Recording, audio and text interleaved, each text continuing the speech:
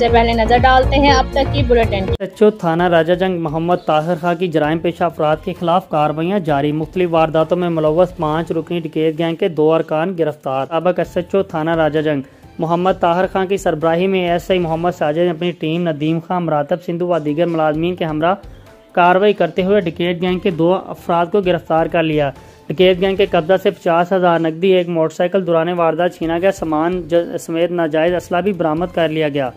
SHO थाना राजा जंग मोहम्मद ताहिर खान ने सहाफ़ियों से गुफ्तगू करते हुए कहा कि मुल्ज़मान राजा जंग नहर पर रात की तारीकी में वारदात कर रहे थे। इतला मिलते ही पुलिस ने 2 मुल्ज़मान को मौका पर गिरफ्तार कर लिया, जबकि 3 मुल्ज़मान अंधेरे का फ़ायदा उठाते हुए फरार हो गए।